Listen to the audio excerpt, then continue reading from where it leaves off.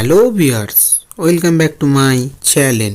তো বন্ধুরা সবাই কেমন আছেন? আশা করছি বন্ধুরা ভালো আছেন।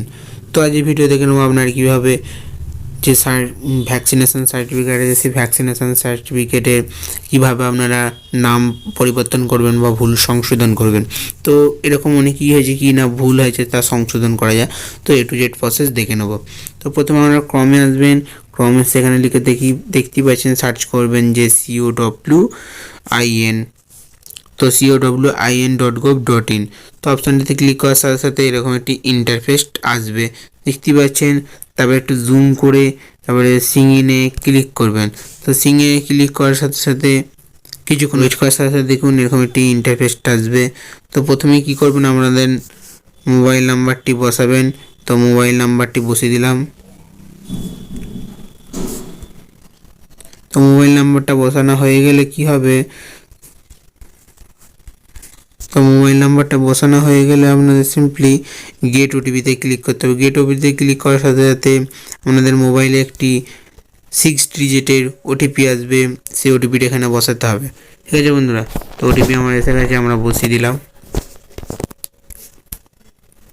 ভেরিফাই অ্যান্ড প্রসেসে ক্লিক করব। তো ভেরিফাই প্রসেসে ক্লিক করার সাথে সাথে এখানে কী হবে না, আপনাদের নাম, আপনাদের আইডি নাম্বার সব শো হচ্ছে।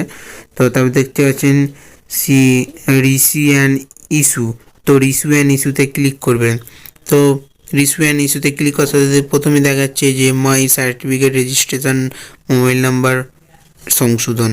তো মাই রেজিস্ট্রেশন ভুল, মানে আপনাদের যদি ভুল হয়, তো আপনারা যদি কোনো ইন্ডিয়ার বাইরে যাচ্ছেন কোনো কারণে, তখন আপনারা সার্টিফিকেটে পাসপোর্টের যোগ করতে পারেন। আপনাদের যদি মোবাইল নাম্বার কোনো, ধরুন আমরা ওই মোবাইল নাম্বারটা পাল্টাবো, তো সেইটা থেকে আপনারা এটা থেকে পাল্টাতে পারবেন।